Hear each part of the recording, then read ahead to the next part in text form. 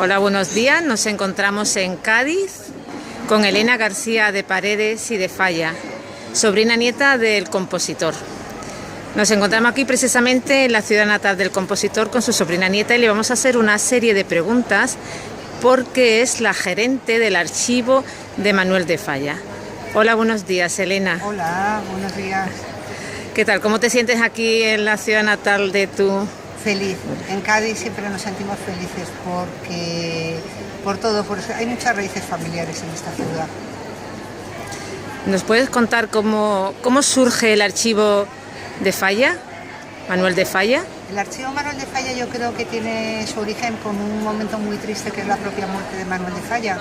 Y cuando llegan a España llegan sus restos por una parte, pero llega también todos sus archivos, sus partituras, sus libros. Vinieron por valija diplomática y llegaron a Cádiz, los recogió mi madre, que era entonces una niña, una jovencita. Y entonces ahí es cuando empieza a componerse el archivo. Su hermano Germán de Falla, que vivía en San Fernando, tenía la idea de crear ese archivo en su casa, en San Fernando. Y bueno, ahí empieza. Luego finalmente en el año 61, cuando se estrena Atlántida, mis padres empiezan a unir toda la documentación que había en Cádiz junto con todo lo que estaba en Granada, que había quedado, y lo llevan a Madrid y ahí empieza a conformarse como un archivo familiar muy pequeñito, pero bueno, empieza ya a tener movimiento de investigadores y luego un paso siguiente importantísimo fue que para solicitar ayuda del Ministerio de Cultura se crea la fundación y ya empieza ya a ser una institución oficial. Eso estamos hablando de los años 80. ¿Cómo llegas a ser gerente del archivo? Pues a través de los libros de Manuel de Falla. Yo estaba estudiando filología y me encantaban los libros desde siempre, de niña. Y entonces mi madre yo creo que me puso a prueba y me dijo, primero le ordené su biblioteca personal, la de mi madre, y le gustó mucho cómo lo hizo. Y entonces me dijo, mira, ¿te quieres venir un día a ordenar los libros de Manuel de Falla? Y casi me caigo de espalda. Entonces efectivamente fui, los ordené, me metí mucho en el tema y entonces ella siguió contando conmigo. Y yo era pues eso, su ayudante. Yo en realidad lo que estaba era aprendiendo de ella. Y cuando ya en los años 80 se crea la fundación y empezamos a hablar con el Ayuntamiento de Granada para llevar ese archivo a Granada, ahí es cuando yo empiezo ya a tener, digamos, un cargo de gerente de la fundación. Bueno, ¿y cómo es el día a día en tu labor? ¿Qué es lo que haces al frente de la institución?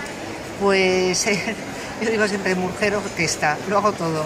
Desde atender a un investigador que llega porque en ese momento la bibliotecaria está comprometida con otra cosa, hacer cuentas, presupuestos, produzco actividades, redacto textos, voy a la imprenta, maqueto y luego hasta hago notas de prensa porque somos una plantilla de muy poquitas personas, somos 5 personas trabajando, que en realidad somos 4 y hago de todo. ¿Y qué es lo que diferencia este archivo de otros archivos de las mismas características? Pues su valor como conjunto, lo decía la directora del Archivo Histórico Nacional, que el valor del archivo Manuel de Falla precisamente es el conjunto, no es que tal documento tenga mucho valor o tal otro sea increíblemente valioso, es que el conjunto es único porque es de los pocos archivos europeos del siglo XX que se han conservado íntegros, porque con las guerras mundiales, la guerra civil, los exilios, muchos archivos están divididos y se han perdido. Y en el caso del de Manuel de Falla, no solamente se ha conservado completo, sino que se sigue incrementando y crece y sigue creciendo día a día. Nos encontramos ahora en la Plaza de Mina, concretamente a las puertas de la casa donde nació Manuel de Falla, y seguimos entrevistando a su sobrina nieta, Elena García de Paredes y de Falla. Bueno, Elena. Hola. ¿Qué te evoca esta plaza? Bueno, esta plaza evoca los comienzos de toda la historia. Esta es la plaza donde nació Manuel de Falla, donde él vendría a jugar seguramente, y además a pocos metros fue donde se despertó su vocación de compositor, de músico. De una manera muy curiosa, aquí en el Museo de Cádiz hay un rincón que le llamamos el Rincón de los Zurbaranes, y a veces organizaban ahí conciertos. Pues en uno de los conciertos que asistió Manuel de Falla niño fue cuando tuvo clarísima su vocación. Ella era una persona suficientemente grande y que no se contenía en una sola ciudad. En Altagracia tienen un museo precioso donde él pasó los últimos años, en Argentina. Cádiz es donde él está enterrado, ahí está el comienzo y el fin de Manuel de Falla, donde él nace y donde él está enterrado. Y Granada tiene su archivo pues porque ahí está la casa donde él vivió. Es donde más se asocia a su periodo de plenitud, donde él compone las obras más importantes. Y el Ayuntamiento de Granada además hizo una apuesta muy clara por Manuel de Falla. Compra la casa, hace el museo, construye un auditorio y era la mejor manera de tener un centro vivo dedicado a Manuel de Falla, donde se investiga y donde se puede oír su música porque hay una sala de conciertos. Vale. Ahora en marzo se cumplen los 25 años del archivo. ¿Y qué proyecto hay en marcha para conmemorar este aniversario? Bueno, pues el proyecto mira, Manuel de Falla decía siempre que él creía en la bella utilidad del arte. Él no le gustaban como decimos los faralaes, no le gustaban las cosas que no iban a ninguna parte, sino lo que quedaba y tenía consistencia. Y nosotros en el archivo hemos querido también hacer un aniversario útil, en dos sentidos.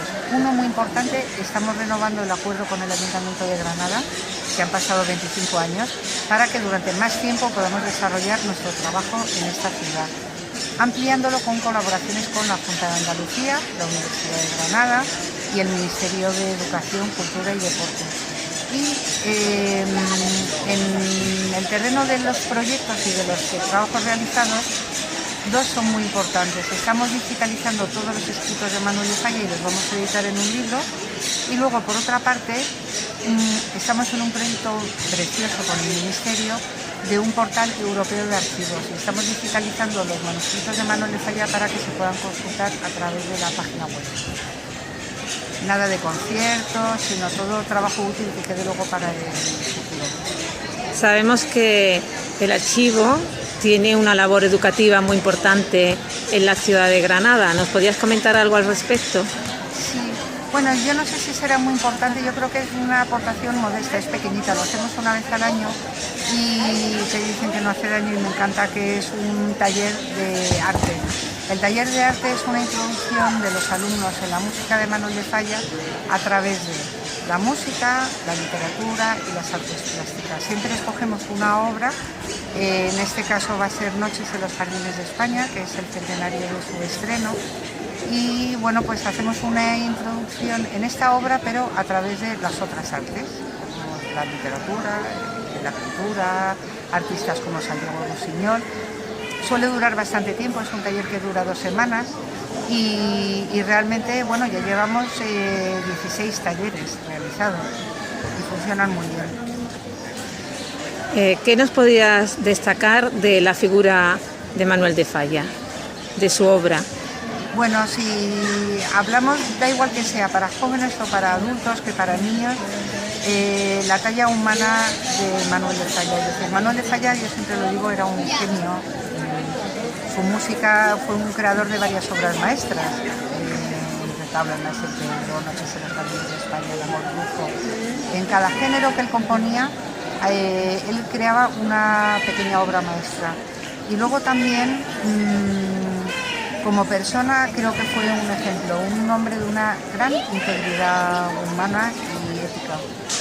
Bueno, Elena, y para terminar, ¿nos puedes comentar alguna anécdota, algún recuerdo de Falla o de tu labor en el archivo?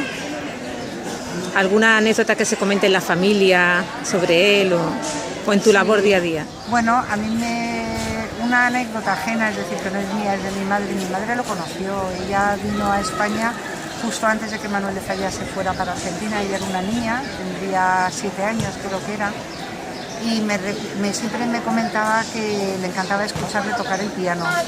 Y él, que él era muy educativo, decía que solamente le dejaba escuchar tocar el piano cuando ella se había portado bien. Entonces creo que se portaba fenomenal y se quedaba a escucharle tocar el piano. Bueno, pues nada, muchísimas gracias, Elena. Y esto ha sido una nueva edición de Diario de Mate, en esta ocasión desde Cádiz. Gracias. Muchas gracias.